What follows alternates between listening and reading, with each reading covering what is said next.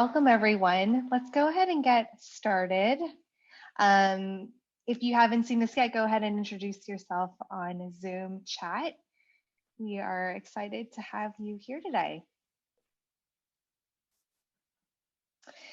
My name's Grace, and with me is Shannon. We're from the SF Customer Success Meetup. We're really excited to host today's conversation around delivering outcomes.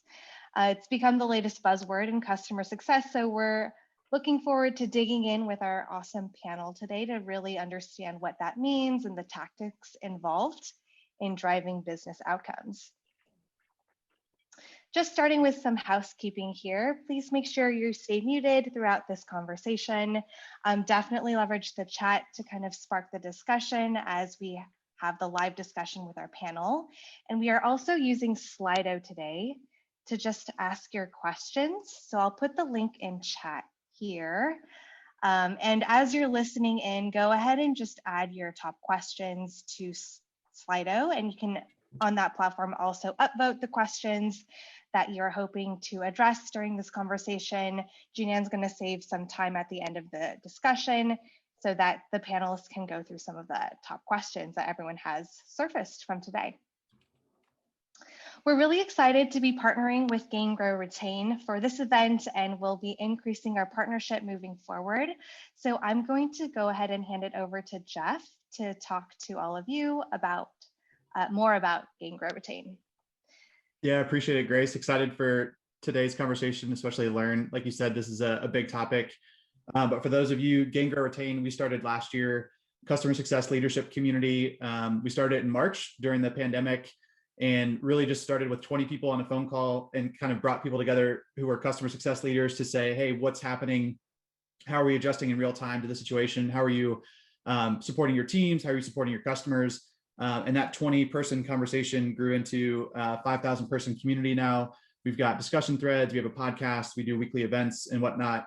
So really excited, to partner with Grace and Janan and John just around the San Francisco meetup to see how we can do more events like these together. But you all are welcome to come over, join the community. It's open, it's free, tons of discussions happening. And then we've actually even added a thread for today's conversation. So if there are other ideas, things that you want to post, be sure to head over there, can further the discussion, drop in ideas and anything else after this. But excited to join today. And I'm normally a facilitator, but today I get to be a participant. So I'm really excited to sit back and listen from some of the experts that we have today. So appreciate it, Grace. Awesome. There's a discussion thread on the Gain, Grow, Retain community that I'll put into the chat here that we can use to continue this conversation after today's event. And with that, I'm going to go ahead and hand it over to Janan. Yeah, and before I introduce the panelists, I do want to welcome shout out a new member of the San Francisco Customer Success community, Meetup community, and then that is John Gleason. Just had a baby last month. So a huge virtual congratulations to John and his new addition to the family. So congrats, John. Thanks, everyone. We're doing good. Very, very tired, though. Awesome. All right. Well, I'm really, really excited to introduce the panelists today. So first off, we've got Shannon McNeil, who is the head of customer success in APAC for Asana. So Shannon has been in customer success or client management type roles for over 10 years and has worked with clients across various industries, from consumer packaged goods to financial institutions to technology companies. During her time at almost 7 years at Asana, she's led the onboarding team, the enterprise team, and helped establish CS teams within New York, Dublin, Tokyo, Sydney, and Singapore. She now focuses on the APAC region for Asana and cannot wait until the day she's allowed back into Australia. So thank you for joining us, Shannon. Next up, we've got Michael Edelstein. He's the Director of Customer Success at Salesforce. Mike has spent the majority of his 20+ year career in customer success, notably building and leading customer success organizations. Currently, Mike is privileged to be part of the customer success team at Salesforce supporting Google, a true opportunity to lead and learn with the best.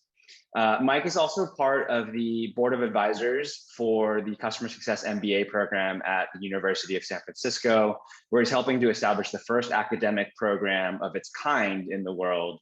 Mike is also a dad of 4 and has recently found out that coaching Little League is the best job in the world. You're delivering great outcomes on the field as well. So thank you, Mike.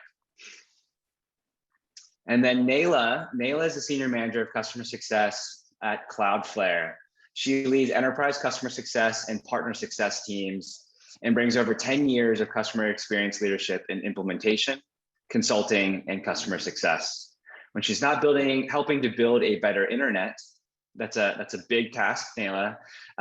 She's working as a pro bono attorney, which is also a very big task, doing something active or trying to overfeed as many people as she can fit at her dining table. So thank you all for joining us. I'm really excited to dive into the panel today, focused on business outcomes. So maybe just to start off, I want to hear a little bit about like the background. So maybe describe your company, your customers, like the industry, the target persona, your buyers, and what segment do you serve? SMB, corporate, or enterprise? Nayla, let's kick it off with you, and then we'll move to Mike and Shannon to give some background. Sure, thanks, Julianne. So as you mentioned, our team really is focused on building a better internet. So our products primarily are designed to drive performance, reliability, and really security across the internet. We work with every single kind of vertical you can imagine. Clearly, especially during these times, this is a need for businesses of all sizes, businesses of all kinds, and we have one-person companies that work with us all the way to huge Fortune 10 companies as well. So that's a little bit about kind of verticals we work with, what our company does, and the customers we work with. Mike, do you want to share your background? Yeah, sure. Well, I work for Salesforce. I'm sure many of you are familiar with our business. I personally focus on our high-tech strategic customers. Before that, I was always with large enterprise as well. You know, and I will say actually one thing that we do at Salesforce always at the start of every conversation with our customers is to thank our customers. So I want to thank all of you. I want to thank all of you for taking the time today to be here. But, you know, I think that simply stated, Salesforce's focus is to make customers successful, no matter what the vertical, no matter what the industry, no matter what the job role, and in turn, help make those customers successful as well. And, you know, our core value of ours is trust. And, you know, customers have to trust our technology, they have to trust our infrastructure, they have to trust our security, you know, most of all, they have to trust us. So, you know, to focus on our products perspective, we're really trying to connect sales, services, and marketing, you know, and commerce really at every touch point. And, you know, I think that's probably the main piece. And, you know, from a buying perspective, it really starts with CIO and goes from there. I mean, that's pretty much our main stakeholder.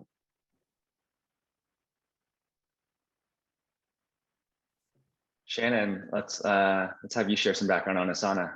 Sure. So Asana is potentially a little less well-known than Salesforce, but Asana is a work management tool. So think of it as a collaborative software. And with that, similar to Cloudflare, where Nayla is, we have customers of all kinds, small customers across all industries and functions. So the customer success team at Asana is really focused on helping customers in this digital transformation, whether it's big tech companies that we're helping optimize so that they can work even more quickly, or more traditional companies navigate from maybe tracking what I've seen a lot, tracking everything they do on spreadsheets or in email or Post-its, and making that transition into using a tool that can help people be more collaborative, transparent, and hopefully get work done more effectively. Awesome, thank you. So we always start off with background, just so that everybody can get some context for the perspective that each of our panelists has. I think that's absolutely critical for this topic today, because as you talk about business outcomes for our customers, that's going to be dependent on, the customers that you're serving. And so we'll talk through a handful of examples, types of outcomes and approaches, but for the audience, as you're listening to this, think of these as inspiration points in terms of how you might be able to apply that for your own business and your own type of customer. So I want to start off, since we are all, customer-centric professionals. In SaaS, we help our customers kind of drive towards and achieve their missions, whether it's getting there faster, getting there better and higher quality, or getting there with stronger outcomes. I would love to hear, given your product, what are some tangible outcomes that you're focused on helping your customers achieve? And let's start with that, and then we can kind of unpack that from there. Shannon, we'd love to have you kick it off. Sure. So again, I'm focused on the APAC region right now, but have over the years focused on really all of our customers globally at some point or another. And what I've found pretty remarkable is that all of these customers, sure, they might have some pretty niche pain points, but all of these customers are kind of experiencing similar friction with how work is being done right now. And that is regardless of if they're, a Japanese manufacturer or a tech company in Silicon Valley.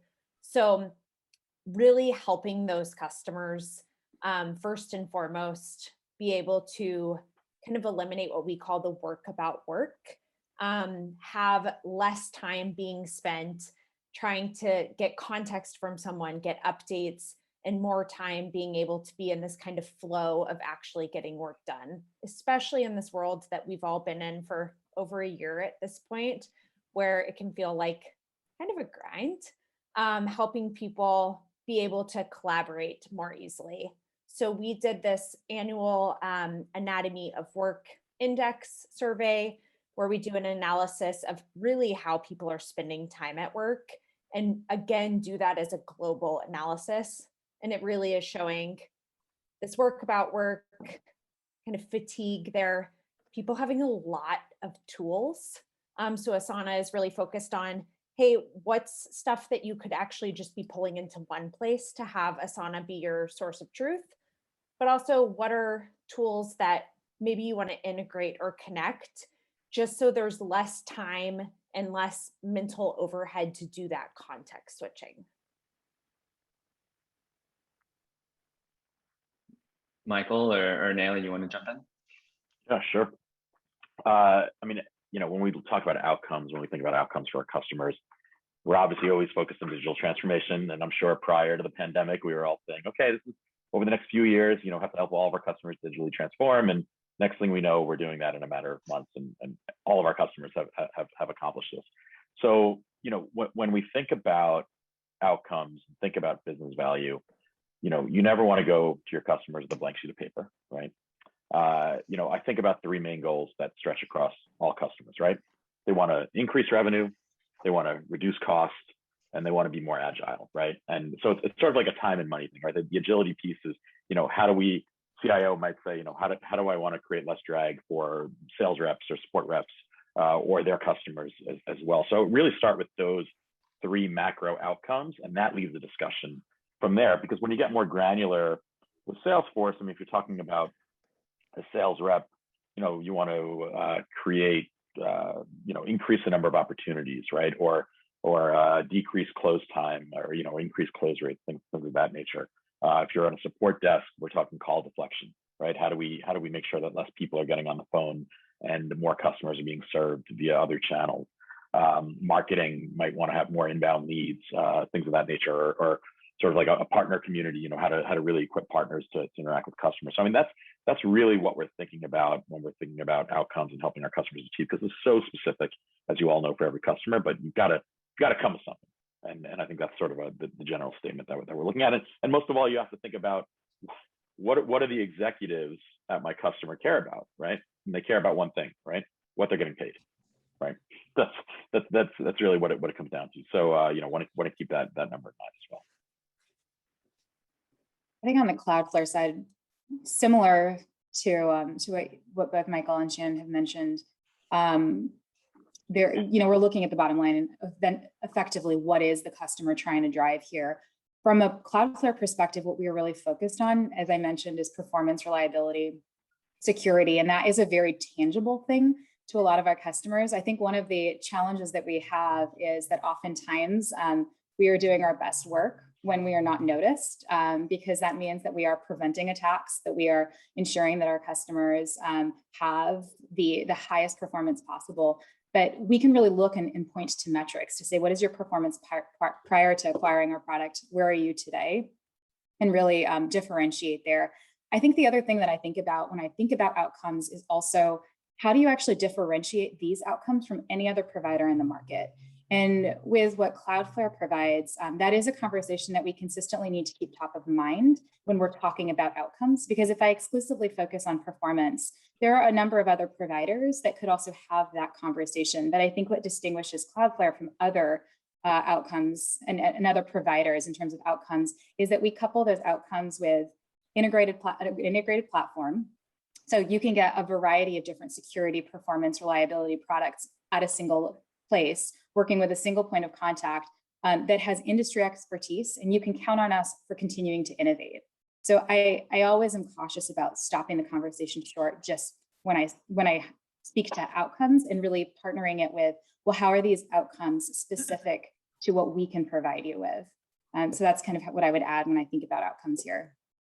I love the point around differentiated, and because if somebody else can deliver that same outcome for cheaper, then that outcome doesn't really do you any good. Michael, I also really like the point of not coming with a blank sheet of paper, whether it's Shannon on the Asana side, reducing work of work or driving digital transformation. I guess maybe on the flip side of this, we've talked about some of these bigger outcomes. When you come to a customer with proposed business outcomes, and you also want to align with them on what they're trying to drive, maybe if you could share, like, what doesn't matter, what doesn't resonate to customers. Let's start with the reverse first before we dive deeper into how you quantify and drive outcomes. I mean, I'll start. I sometimes I find what doesn't matter to customers is sometimes just the internal data, sometimes the adoption data, the utilization data, all the data that we have easy access to, and that we can create all these pretty reports. What do they mean, right? And that's why we're here today, right? I mean, like, the origins of customer success. We thought if you showed great adoption and great license utilization, that was gonna prove to that was gonna create retention, right? But that's not the case, right? It's digging deep into the valley. So to me, it's the sort of layup stuff that you think you have in your back pocket, that if you can't have anything behind that, have the stories behind that, have the reasons behind that, have the so what behind it, then it just doesn't matter to customers. Yeah, I think I'd add to that in that when I was prepping for this and I was thinking through this, the first thing that came to mind was everything. You can't care about everything, and a customer realistically relies on our team and our subject matter expertise, again, to differentiate what's important, what's going to be the biggest risk for me today, what should I be most concerned about. And so I think oftentimes we come because we have all these cool, exciting, innovative opportunities to engage with our product. And the reality is, just because they're cool, exciting, and innovative, it doesn't mean that they apply.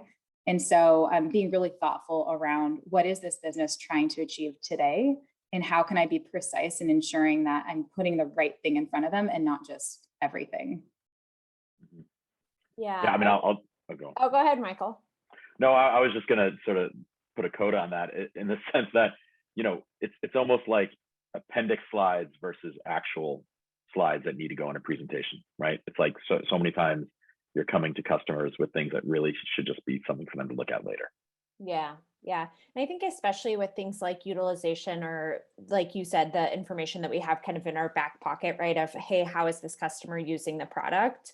To me, that's only interesting, to your point, Michael, if you have the story, you have the anecdotes of, like, why does this matter? How can we story tell how this is actually manifesting within their company? But more importantly, okay, is this factoring into what we know is one of their goals?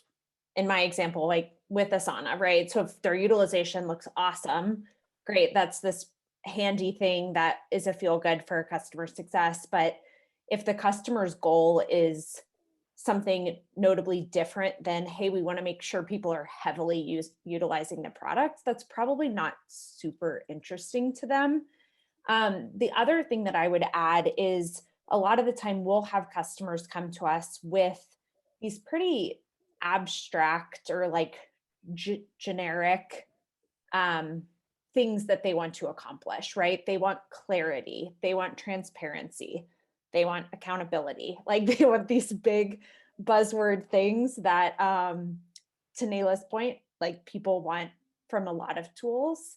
And really, to me, what where customer success or where we can really fail our customers is when we're taking that for face value and we're like, great, you said clarity, here's like some product usage data that I can show you that I think generally tells you people are getting clarity because they can see XYZ in the product. And where I've seen us really serve it and partner with our customers is when we're double clicking into that and saying, what does that mean to you? Right. And it's as simple as that. And then, and how do we quantify this? Right. And so it's having that conversation. And even if it's going to be a little laborious on one party or the other, to get a foundation of how are we actually going to measure this more abstract goal, then we know how to package up information that we do have to make it fit into the story of what that customer actually cares about. So I think we're all agreed that when a customer turns on your product, they immediately achieve those business outcomes, right? No? Yeah, for sure. So I think it's well understood, like getting to these business outcomes is a bit of a journey and it takes time, it takes partnership. Shannon, I really like a lot of what you've talked about is kind of like deeply understanding the customer. I guess, how do you celebrate those wins while you're going through that journey with the customer, as they, continue to realize more and more of those outcomes and the value that comes from using your product? What does that, how do you support them and celebrate kind of the intermediate steps as they get there? Shannon, I'll start with you. Sure. So I always like to understand more about the customer's culture, right? How do they celebrate wins within their own organization? If it's things like, hey, they send donuts to people, or a manager, great job, shout out to Michael because he did this and really exemplified what we're trying to accomplish. If that goes further, knowing those things and knowing like norms so that you can best support those and support customers in celebrating those feels a lot more genuine to me than like us just giving these shout outs that maybe are not really how celebrations happen within these companies. I'm also someone, I say that, I'm someone who loves snail mail and thinks that is like the most underutilized way to appreciate people. So I think the power of like a handwritten note to someone or swag that they get in the mail or whatever it is cuts through a lot of the stuff that maybe someone would get in email or another forum. So, but if that is something that would be totally bizarre to the customer, I probably wouldn't do that. So I think first and foremost, it's really just having a sense of what does like genuine celebration for this customer look like? And that's going to vary from one customer to the next. Yeah, I love all those ideas. I think one way that I think about it too is just in terms of celebrating impact.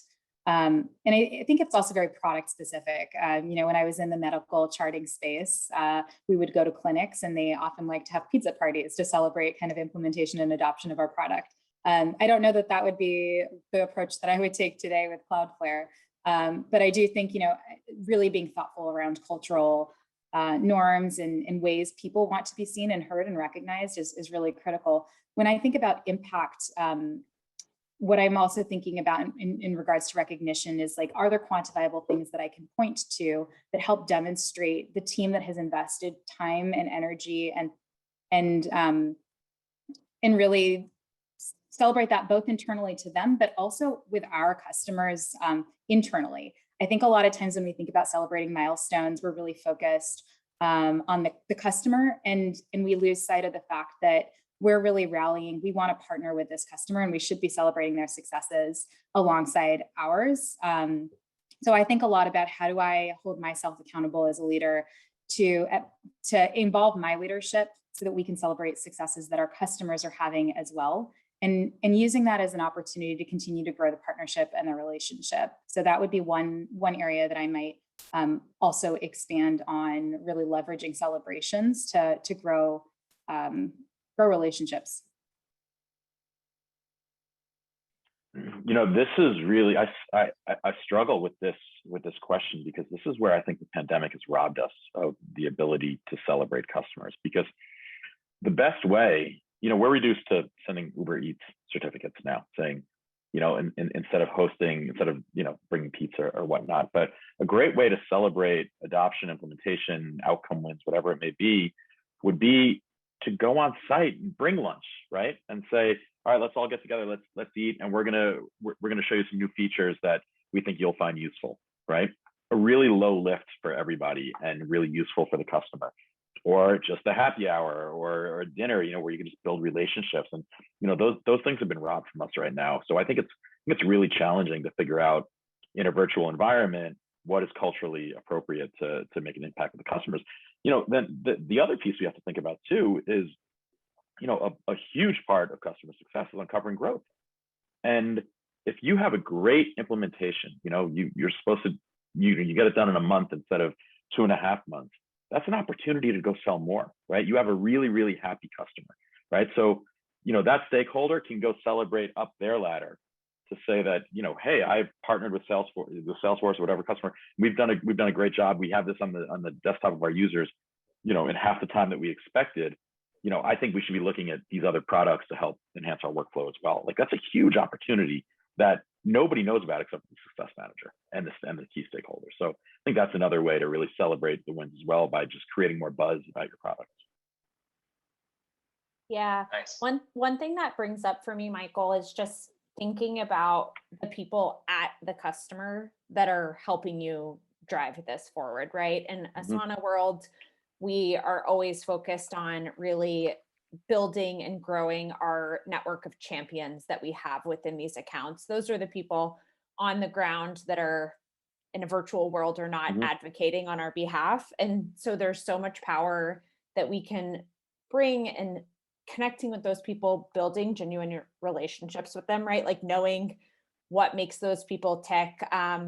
Exec champions that I've had that are like diehard skiers. So maybe we're like getting them a ski jacket with the Asana logo, right? And just knowing those things, but also helping prop those people up, asking them how we can help them do that, because we've seen people, you know, get promoted or get shout outs in different ways because they've done such a good job advocating and partnering and like this digital transformation, bringing Asana into their company to help change the way they work. So how can we not only be thinking about kind of this team connection, but also those individuals and celebrating them? Because oftentimes in partnering with us, hopefully it can be something that can help them in their career as well. I love that. It's making it almost personal for the customer themselves and the people behind kind of the product. So now that we've celebrated and lifted up our customers, I think maybe I'll take a step back and want to talk about like the $1 million question when it comes to delivering outcomes, which is how are you quantifying these outcomes and how are you capturing these measures now that you've got this mission, this greater vision that the customer wants to achieve? How are you measuring it? Is it a ROI calculator? Like, what is the approach that you're doing that actually resonates with customers? Shannon, would love to start with you there. Sure. So I'll give credit to Grace, who's facilitating this session as well on this one.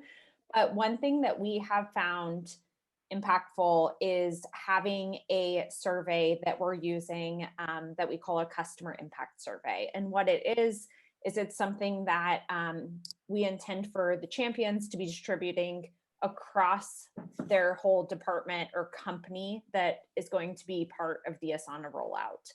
And it's asking them questions less about Asana and more about the state of how they work, right? So how many hours a week are you spending, since Asana is trying to solve this work problem, in digging through email, in internal meetings?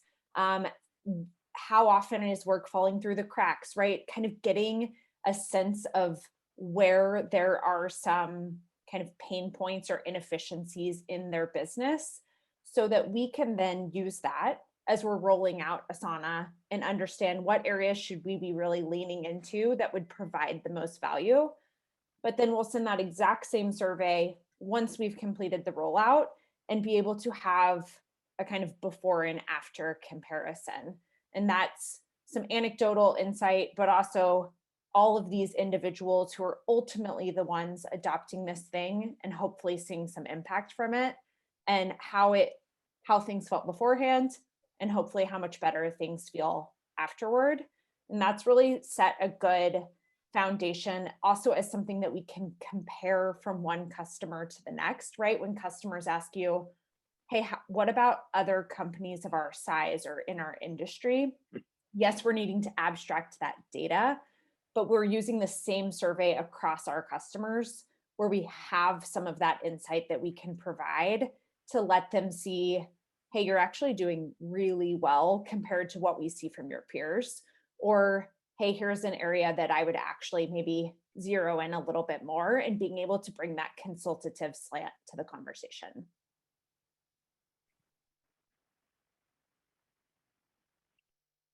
Yeah. Maybe one follow-up question, and for you, Shannon, but Sure. also for the others. When you think about kind of like solving for this work of work, that's a big task, but it's also like, how do you try to actually connect that back to dollars and cents, whether it's cost efficiencies or revenue increases for the customer? We have an ROI calculator as well that has some assumptions, right? Of like, people spend this much time duplicating work, people spend this much time doing these other things. If you factor in an average employee's salary of X and these other factors, that tells you why. I think that is a useful tool, but to what Michael was saying earlier, I think that definitely requires being able to kind of frame it up and story tell it around their business and adapt the narrative accordingly.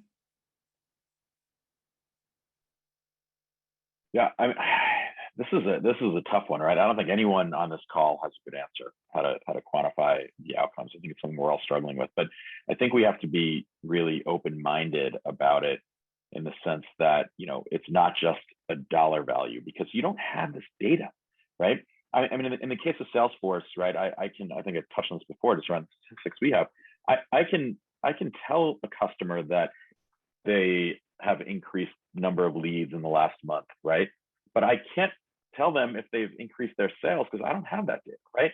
I'm completely reliant on the customer to partner with me to provide those numbers back to me so we can make an assessment together, right? And so I think that's really the big piece. And a CIO once it was a renewal period after a 5-year contract, of which our account team had only been on the account for maybe 12 or 18 months, and the CIO sort of posed to us, in order to do this renewal, I need to understand the value that Salesforce has brought me, during this 5-year contract. And we're all like sort of deer in headlights, like, oh no, he asked this question, right? But then he continues, he's like, but I know you don't have a baseline because we haven't given you a baseline, right? And we have not been tracking this for 5 years. I'm asking you 6 months before the renewal to start tracking it. He's like, I'd be asking the same thing of my sales reps at my own company with our own customers. You have to be able to articulate to me, what if I spent $1 million 5 years ago, what is the value that I'm getting today from the same product, from the same set? How has your company evolved, and what are you providing me? And that is storytelling. right? And that's thinking outside the box, and that's getting off of a piece of paper and really being able to articulate where your customer has gone during the course of the contract. So I think just a lot of different ways to look at this, and don't get pigeonholed into saying like, oh my God, I have to show that they've increased, X percentage, in order to show a true ROI. Yeah, I think Cloudflare is interesting. And I have my direct manager on the line here watching, so I'm going to be cautious how I position this. But it's actually the first time in my career where I'm focused more, when I talk about ROI, I'm focused more on educating the value that we're delivering as opposed to quantifying it. I think there are a lot of products that I've worked with historically where quantifying and articulating the value, whether it's financial, time, quality, has been kind of the challenge that we're tackling. At Cloudflare, what's interesting is that we do have quantifiable metrics to show that when you adopt our product, from a performance perspective, we can increase performance for you. From a security perspective, we can mitigate attacks. From a reliability perspective, we can show you your uptime. It's there, and those are the metrics and the reasons why people leverage Cloudflare's products. The challenge becomes that oftentimes not hearing from us, and I've had customers say this to me directly, is like, it's success when I don't have to talk to my Cloudflare team because there's nothing going on. That we have become effectively invisible to our customer base. Like that's usually why customers are relying on us, is they want to make sure that they don't have to worry about these things. So how do you educate a customer around the value that they've received when you can quantify it and differentiate that again from other competitors? And that becomes the journey that we're really focused on. Is, we've started to have, for example, outbound emails to our customer base where what we're doing is we're continuously educating them about the number of attacks we've mitigated on a monthly basis. So ensuring that they have access to that information so that they know the reason that it's been quiet is because you are leveraging us. And that education becomes more of the priority instead of, again, quantifying the return on their investment. I love that. So I think all of you have talked about, educating your customer, but also like telling the story around why this matters. Would love to double click a little bit more into this idea of storytelling. So like, maybe if you could share, what are your favorite storytelling strategies to help get more buy-in and more understanding in terms of the outcomes and the value that your product is providing? Michael, would love to start with you on that. Sure. I think there are a few different tracks here. One thing that we really stress at Salesforce is being an industry expert, or not even an industry expert, being an expert in your customer. Certainly easy in the space I'm in. Not easy. It's not easy, but certainly easier in the space I'm in, dealing with public companies, right? Because you have, a nice short 150-page 10K that you can read through. But it's helpful, right? I mean, there's just so much data out there and so much news available to us that you really can read up on your customer, know the current events, know what's driving their goals and objectives, right? I mean, they're not just pulling these from the air. I mean, there's a lot of data out there. So I think understanding the financials and being up on the news is super important, and be able to articulate that story. You could spend 3 hours of research for just a 2-minute little intro, and that will go a very long way.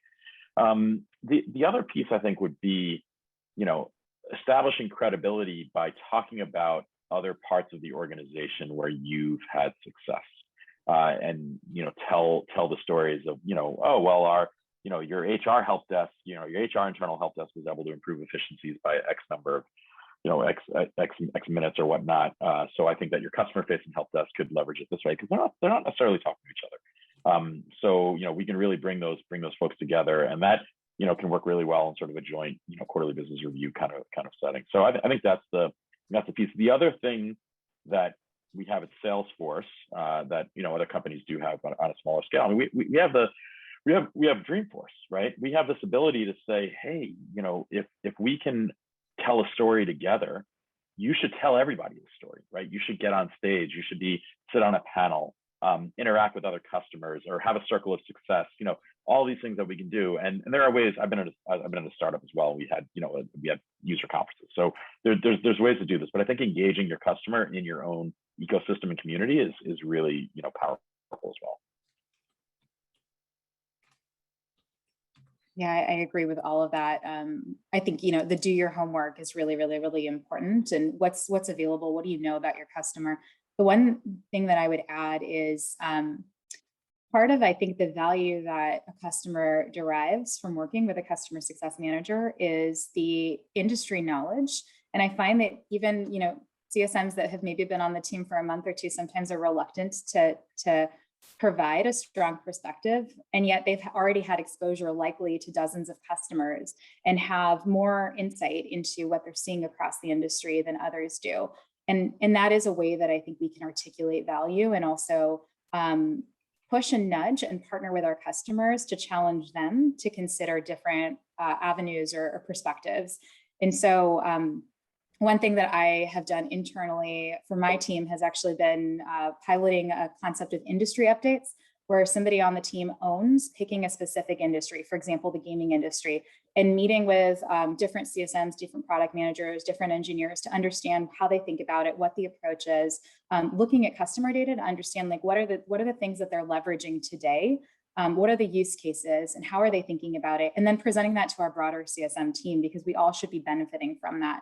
So how can I foster collaboration internally to help drive more value externally to the customer? Because I think all of us at some point in time have heard the question from the customer, what are other people doing? And if we can attach our product value to that, then I think we've got a really compelling story.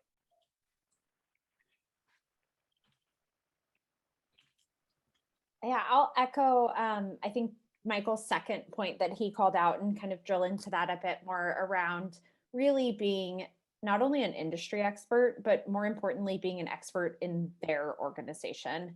And I think that shows a ton of social proof, really validates your existence, that you're not a vendor to them, right? You're a partner, you're woven into their company, you understand who's who, you've worked with all of these different departments. Really, where I've seen storytelling being really impactful is when people take it one step more personal than what Michael outlined and really drill into the person, right?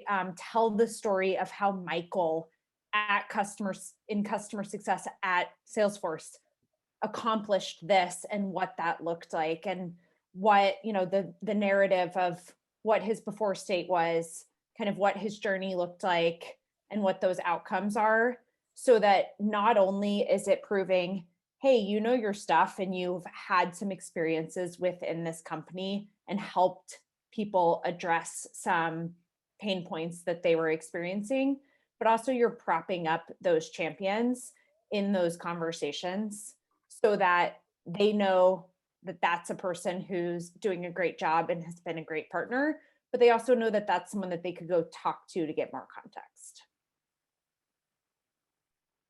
Love that. I mean, so along those lines, and it's always tough. These conversations are always hard because there's so much to cover and so little time, but I'm going to wrap it up with one last question in terms of, you know, if you were to give the audience here one tip, one takeaway that they can go off and implement tomorrow to help their customers achieve, you know, their target outcomes, what would that be?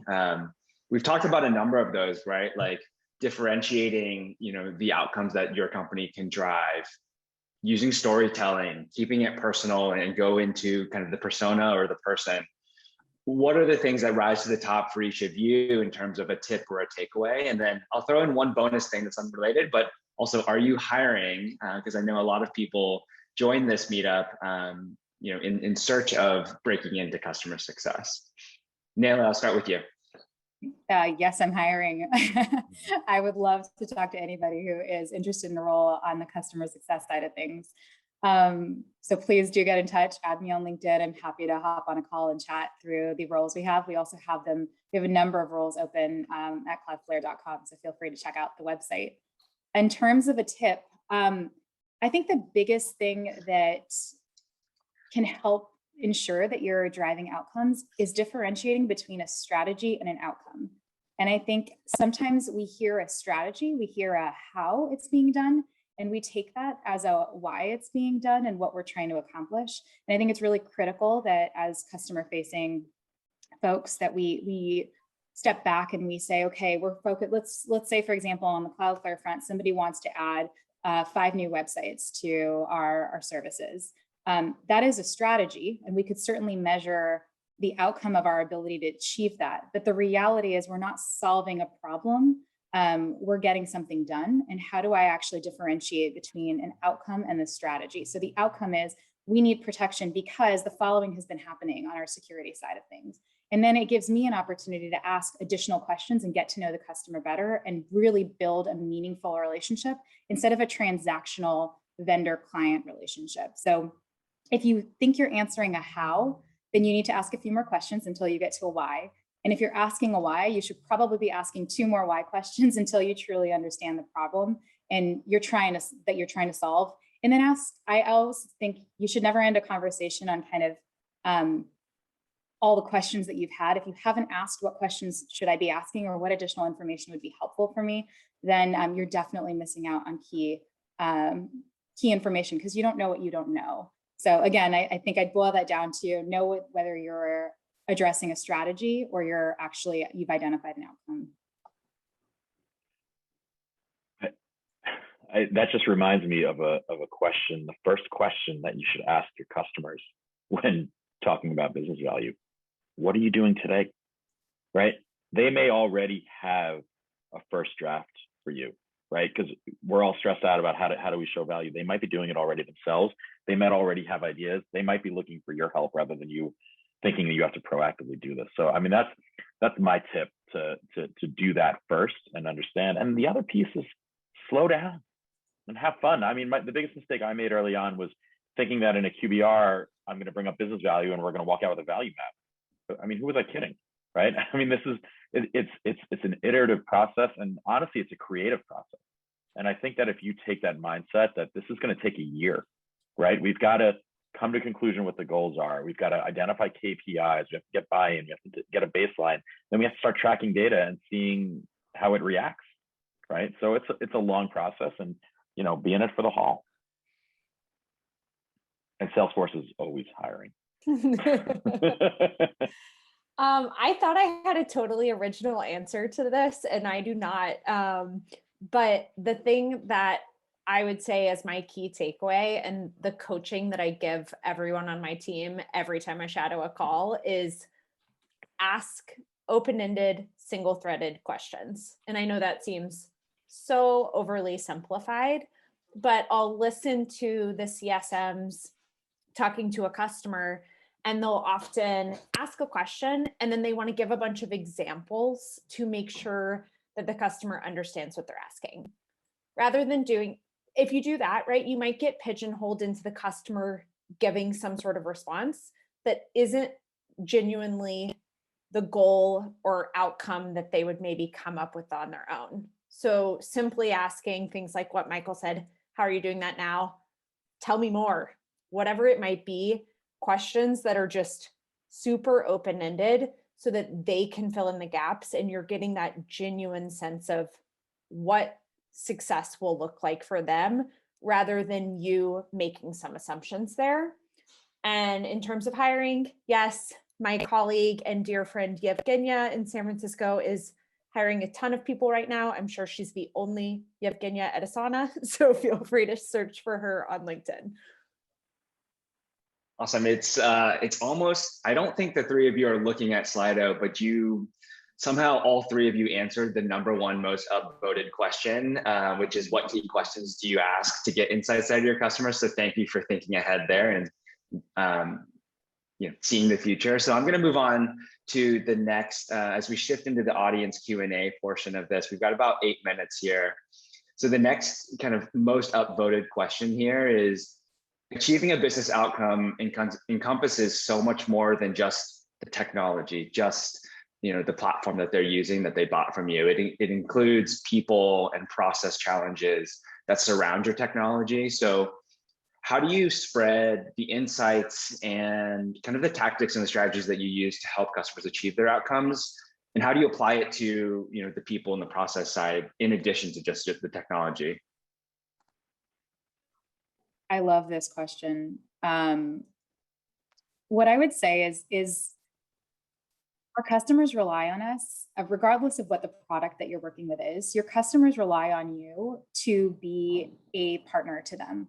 And part of that is the good, the bad, and the ugly, and being able to say, here are gaps, here are challenges that I'm seeing, and here are ways that other people have addressed them. But really being transparent, being thoughtful, not just kind of highlighting a problem and then just, deer in headlights, but really saying, how do we work on this together? How do we identify this? What are the blockers internally for you that may be impacting this? Have a really concrete and candid conversation, because I think you're right. Just having a fantastic technology does not drive adoption, does not mean that you're going to achieve those outcomes. And so again, partner with your customer, ask those questions, be honest and transparent, and tell them what you see based on your experience, but do it in a way that's partner focused rather than it's solution oriented, so that you can say, here's what I'm seeing, here's how others have tackled it, here's what I anticipate. Give me more context. What am I missing? What do I need to know? How can I best support you through this? Yeah, for me, the first thing that comes to mind is the swivel chair concept, right? And customers wanting to be more agile, and hearing the status of the CSAT coming back from their own end users that they just have too many platforms that they're on, or too many tools. So really understanding the workflow of your customers and getting past the gatekeeper, so to speak, to the end users, to be able to sit with them and understand that what their challenges are. I think that's really how you can start to, come to those kind of outcomes. Yeah, the one thing I would add for anyone that works at a more collaborative tool, right, where the impact is often getting not just a couple people using it, but getting a broad organization. You're talking about tool adoption, but you're talking about change management more than anything. So a lot of our conversations with customers are having conversations around change management. And I don't think that you need to be certified to have those conversations. I think a lot of it is very instinctual, right? Starting simple, bringing people on board, and knowing who those people are and what will really resonate with them, drilling into what's in it for people, right? What's the benefit of this? How is this different? So being able to kind of speak to the people side of things, because all of the places where we work are mostly softwares, but they're a part of the equation. You have to get the people engaged in those to really make the tool impactful to see any sort of outcome. Awesome. I'm going to try to squeeze in one last question. So Luke's got a question here. So we talked about a lot of the conversation today was more around what does CS do to help articulate value? So Luke's question is, do your respective products reinforce business outcomes or ROI in the product itself? Or is it solely up to success or go to market to communicate the business value? And I guess I'll tack on a follow-up to that. If it's not in the product, what is CS doing, if anything, or how hard are you pushing your product team to include some sort of outcome or ROI in the product? I think this is something that's always going to have room for improvement. But I would say, yes, it does, in the sense that we provide the metrics. What we don't provide is the context. And so I think that's part of the challenge, and that's where CS does a lot of the educating is, okay, I see the number. This is the number that I wanted to get to. Is that number that I picked good, bad? How does it compare to others? How does it compare to people in my vertical? How does it compare to other people who are doing similar types of work? And so I think the area that we potentially could continue to push towards is, again, context in product. And I don't know that that's something that we will necessarily move in the direction of. So this is a value add that I think a CS person continuously needs to have top of mind and articulate.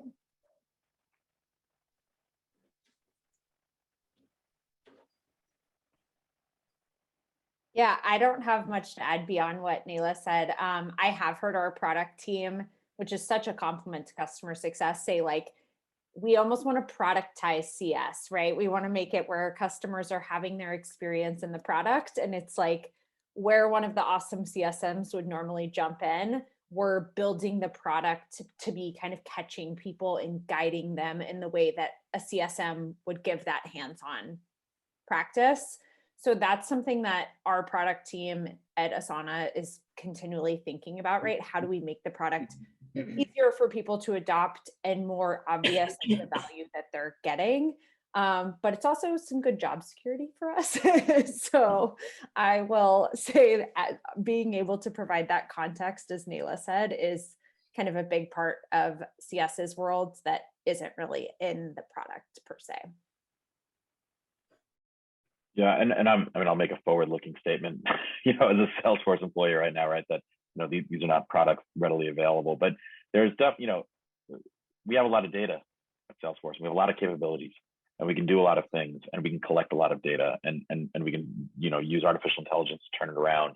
So I think that we've definitely spoken to customers about how we can how we can take their data, aggregate it, and bring it back to show like best in class. So I think there's a lot. I think that's the future for sure. But as of today, we don't have a product feature that's going to show business value. All right. Well, thank you all. Thank you, Michael. Thank you, Shannon. Thank you, Nayla, for joining us. Awesome panel. And thank you, everybody, for joining this meetup and taking time out of your day. If you haven't joined Gain, Grow, Retain already, please join us there. We'll continue the conversation. And until then, we will see you in 2 months for our next event. Thank you all. Thank you.